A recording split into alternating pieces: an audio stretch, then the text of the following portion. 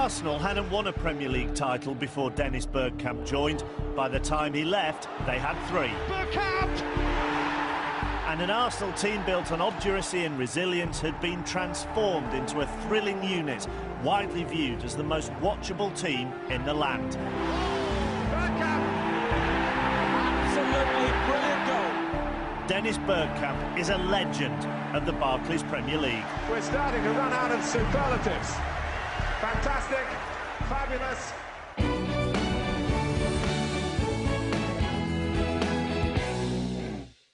Inter, at the time, loved to throw money around and were always playing catch-up with AC Milan. And because AC Milan had had a lot of success with their Dutchmen, Rijkaard, Van Basten and Gullit, they decided, let's bring in our own Dutchmen.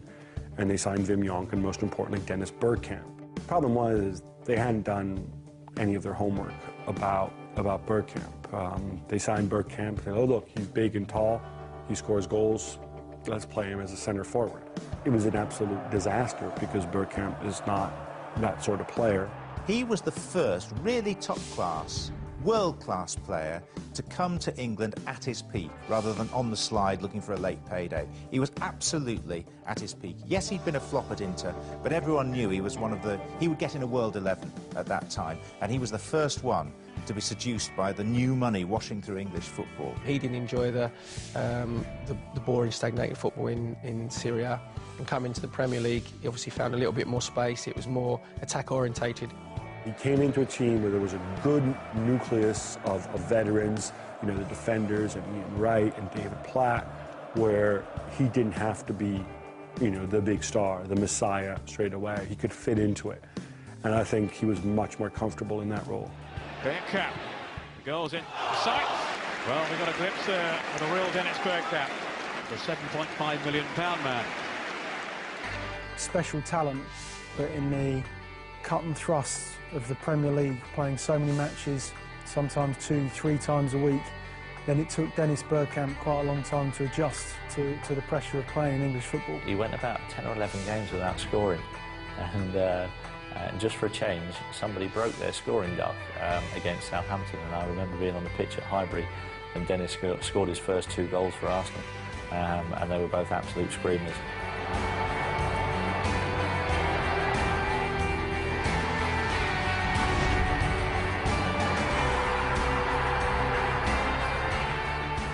The ball went in, I thought, what a brilliant goal that was, and I nearly applauded, and I suddenly thought, no, that's against me, that probably wouldn't look good. He went on to be one of the most successful foreign imports in English football history.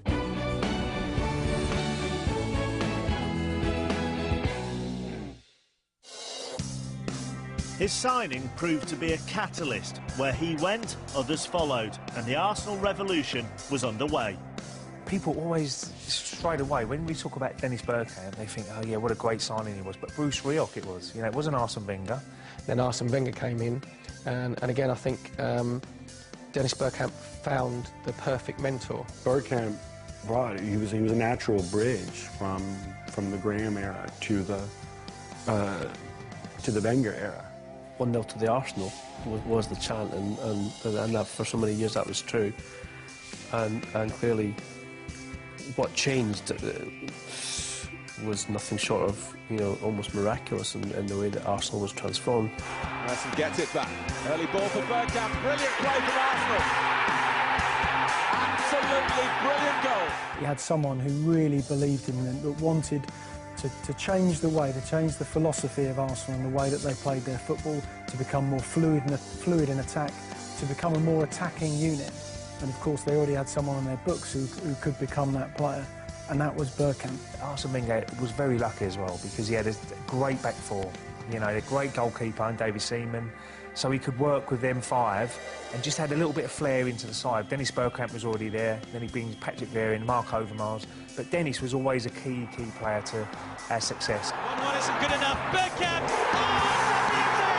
He's been rifling shots in all afternoon on target.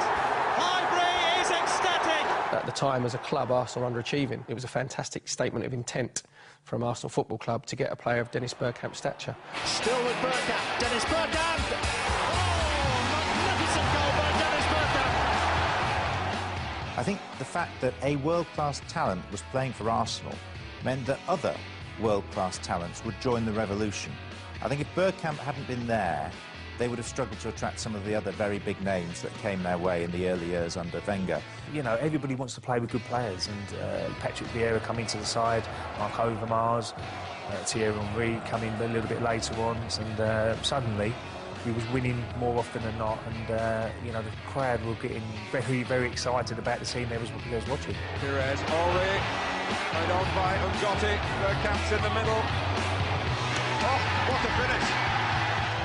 When he finally began to score the goals and create goals and become the focal point of that attack, he was a groundbreaker because he changed the way that English football was being played. This was purposeful, beautiful football. Football as it should be played. Football, Wenger's vision coming true. And now Bergkamp, oh yes!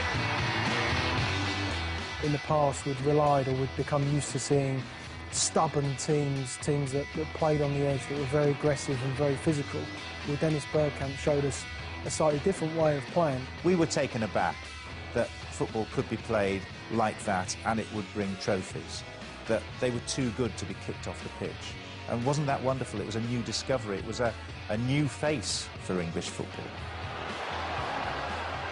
Oh, Bergkamp, lovely turn, and a superb goal from Dennis Bergkamp. It's over now.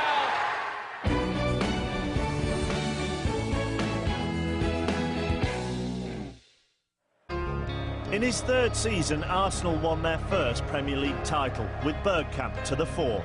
1998, that won the league title with Arsenal, Player of the Year in the same season. Arsenal's emergence that season proved that Manchester United weren't going to win every Premier League every season. Arsenal were creating a long-term rival to Manchester United, and that was important, I think, for the Premier League to show that it wasn't a one-club league. And he went on to win 3 Premier Leagues and 4 FA Cups.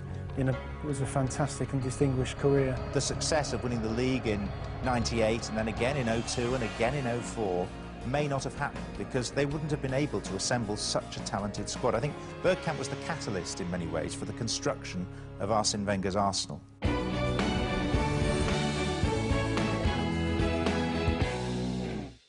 Bergkamp wouldn't fly because of an incident when he was with the Dutch national team in USA for the World Cup in 1994, when there'd been an incident on the plane when a passenger had actually jokingly said that there was a bomb on board. And he was one of them sort of guys who just, that was it for Dennis. Some people get over it and get over the fear, but Dennis just said, look, I can't fly, simple as that. I think Dennis was christened a non-flying Dutchman by a lot of the press money and the fans. And there was a problem at times when we didn't have a lot of strikers. I think I even played up front once, which was, that's how desperate they were. This is perhaps part of the reason why Arsenal didn't succeed in the Champions League, that one of their most important and influential players, unless it was a really, really close trip, somewhere in Europe, in Germany, in France, that he could travel to by train, boat, automobile when he got into Europe, that he wouldn't actually travel. He was one of those situations where he was playing in Panathinaikos or somewhere like that in Greece, and it took him a week to get there, so obviously he couldn't go to there. I think that if he had travelled to a lot of the European games, Arsenal would have progressed a lot further in European competitions. Even in England, you know, we were playing at Manchester, we were playing at Newcastle, we'd always fly up there. So he would go in the morning after training on the coach with the kit man, and he'd go up by road. And we always sort of had a little bit of a joke on the way home, because we know what the M1's like, it's a nightmare. And we would fly back into Luton, we'd be phoning Dennis, where are you now?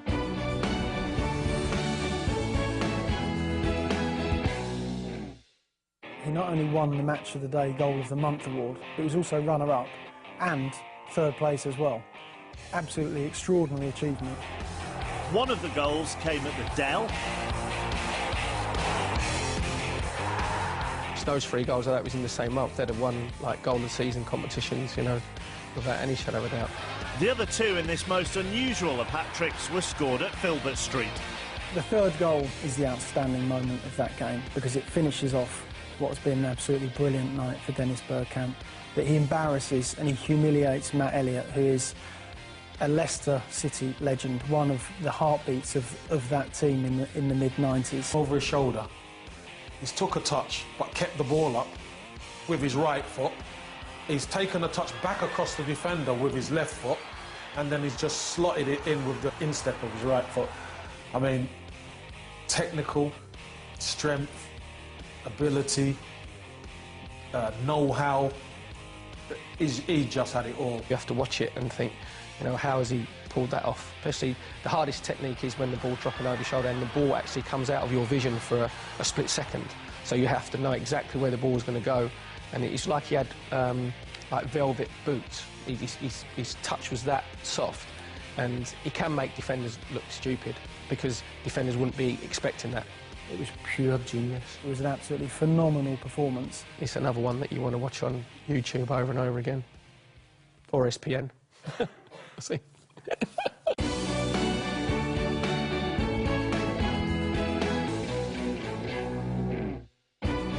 Arsenal fans voted Dennis Bergkamp's goal against Newcastle as his greatest. Well, he scored some great goals, didn't he? I think the one that really sticks out in my mind was the Newcastle one. The best goal for me for Dennis Bergkamp was the goal he scored against Newcastle. Patrick Vieira, now this is what Arsenal are good at. Bergkamp, away towards Pires. He drops off the defender and demands the ball. You can see Pires out on the left telling him, give me the ball, I'm going to do something special. And Bergkamp was one of those players that every time he demanded the ball or received the ball, something special could happen, and you were almost willing it to happen because he had such magic in his feet, and it did. The ball came into him and he spun the ball with the outside of his foot and he's evaded the challenge, gone one way and the ball's gone around the defender the other way, and he's just used his strength, ability, and then slotted the finish. It was an incredible goal. Wilshaw over there too. Bergkamp is making a run to the edge of the area. Pires has found him. Dennis Bergkamp is in, and that is brilliant. Ball comes, it's one touch. He uses the speed of the ball already, deflects it, turns. It's like some kind of waltz. That's what it was like a complex dance move that he performed on a football pitch in front of 52,000 screaming Geordies. He sometimes just takes your breath away. But as it came into him on his left-hand side of his body, normally you'd flick it with the outside of your right foot to go and spin, so it would go round Davies Ash one way and collect the other. But Dennis Bergkamp actually did it with the inside of his left foot. And at the time, there was some pundits and some experts saying, oh, did he mean it? You know, was it a bit of a miskick? I still think if you ask him, and he's really honest with you, I think he'll tell you that ball wasn't quite meant to go that side of the defender. I'd love to speak to him, actually, but next time if I bump into him, I'm going to ask him about that. I put a lie detector test on him just to make sure. He scored 87 league goals for Arsenal, but his contribution went much wider. In Bergkamp's first 4 years at Arsenal, he created or scored 40% of the club's goals, which is an absolutely outrageous achievement. If you look at his goal-scoring record is excellent. I think it's about 1 in 2, 1 in 2.5. But it's assists and what he brought to the whole team that probably Dennis Bergkamp would be remembered for. Dixon. Bergkamp to his right. Right! He scored! In his environment, in his territory, which was anywhere over the halfway line, Dennis Bergkamp was always available to receive the ball, and that's something that he was taught as a young Dutch player in the Ajax academy. Bergkamp, he's lost it for the moment. Ian Wright! The assists he got was just tremendous. And he didn't have to touch the ball, Bergkamp. He'd make such a great run that you had to go with him. He'd just create holes for everybody else, for the Overmars and the Wrights and the Vieiras to come and tap goals in. He was one of them, he just dropped into midfield or into areas where it's very hard to mark, and if you look at players who can do that, there's not many of them about. A little bit like probably Van der Vaart at the moment, people like that at Tottenham, where they can just drift into areas where they can really hurt you. And it's very hard for defenders sometimes to go and mark players like that. If you're Thierry Henry, if you're Nicolas Anelka or Ian Wright, he would be a dream to play just in behind you. I don't think he made them better players, but I think he allowed them to get the most out of their ability. If you look at Thierry Henry, his goal-scoring record, a lot of that would be down to Dennis Bergkamp, because and Thierry would be the first to admit that he was a brilliant player to play with the service he got. Bergkamp snaps it through to Thierry Henry! The great thing about Dennis Bergkamp is that he didn't mind who he was playing with. His strike partner to him It wasn't about building partnerships. He could set anybody up. Bergkamp, and he slipped it in. Ian Wright's onside. Is this the moment for Ian Wright? Yeah! There were so many games what I used to watch him play where it was all hustle and bustle when the game looked very crowded and very tight. When he got the ball, one pass, and the whole game would open up completely, and it would look like there was so much time and space on the pitch. And Bergkamp finds him. Right. It's two.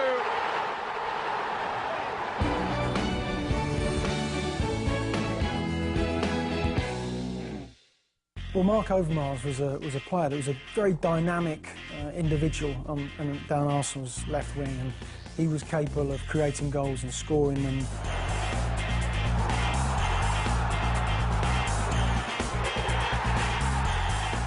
Overmars was a bit greedy at the time, so sometimes you think he's not going to pass it, but Bergkamp makes such a great run, or you know, even Overmars passed to him. Overmars. So much danger has emanated. And here's Bergkamp! They had a really good understanding together. I think in them days, as a team, we had a good understanding. To make Overmars pass, you must have had a gift, and Bergkamp definitely had the gift. Oh, Overmars, could he get him behind him? Bergkamp has scored! Dennis Bergkamp, and Arsenal are ahead!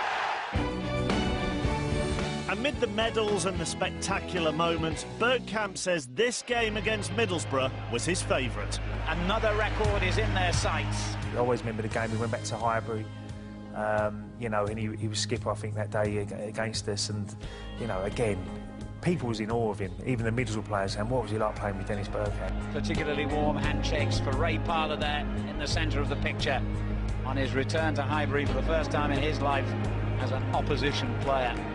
I think we was 3-1 up, which was a real shock, really. You know, we didn't expect to go there. We would settle for a point all day long. And we was 3-1 up, and there was a spell in the game where we just had to see another 5 or 10 minutes out as a Middlesbrough players. Arsenal team.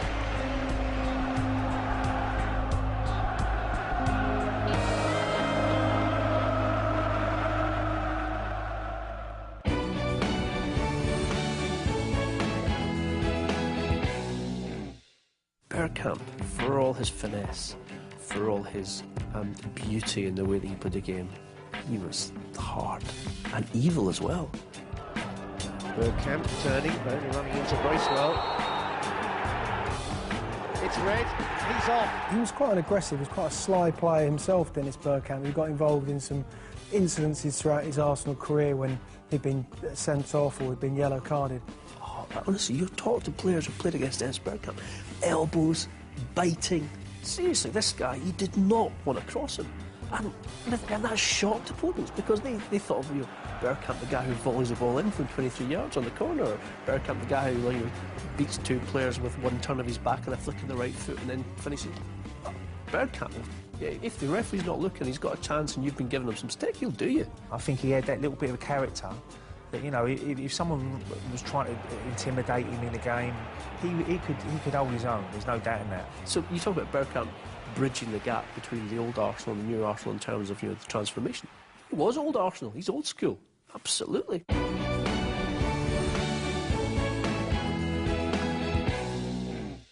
When I played against Bergkamp, I was up all night before, eating energy bars. You knew you was going to be an absolute hour and a half of pain. You just hoped the team played, your team you was played well enough to get you a couple of goals, because you knew if you didn't score a goal, you'd definitely set a goal up. So that's why he was just one of those players that I hated playing against. Bergkamp made space for a shot. Well, absolutely brilliant. Here is a man, I would venture to say at the moment, but on this form is the best in the world. I think I'd love to have managed Bergkamp because he was such a clever player, brilliant at dropping off, dragging his marker, making those passes, scoring those goals, did a bit of everything. He was a great player for Arsenal. I remember, you know, you used to watch him on television and then you finally get the chance to play against him, and he didn't disappoint you. He was a great player. He was a drop-off player now. Strong lad with pace, great vision, and Bergkamp's definitely one of the best players I've ever played against. He could do, you know, things that not many players on this planet can do out of nothing. He would score the most amazing of goals, and of course he was in the team as well that England played against Holland in '93 when we unfortunately didn't quite make the World Cup. And yeah, I played against him a few times, and thankfully I didn't have to play against him week in, week out. Was the archetypal number 10. And it's like a badge of honour when you've got the number 10 shirt. That means you are the most creative and you're the best player. So if you look at probably two of the greatest players of all time, Diego Maradona and Pelé, both number 10s.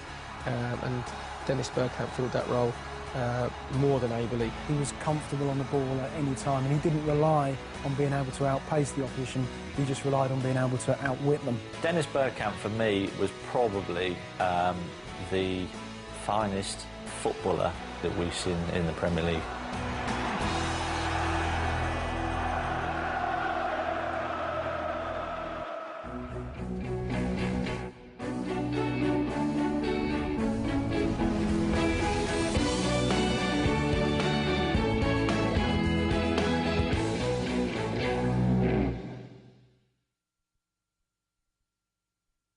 Team in the land. Absolutely brilliant goal. Dennis Bergkamp is a legend of the Barclays Premier League. We're starting to run out of superlatives. Fantastic, fabulous.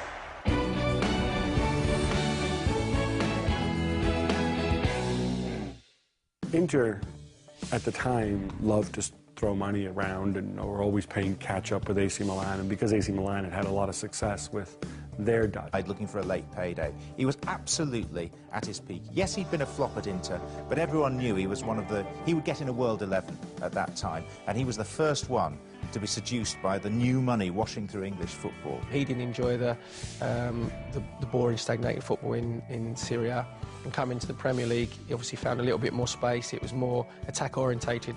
He came into a team where there was a good nucleus of veterans, you know, the defenders and Ian Wright and David Platt, where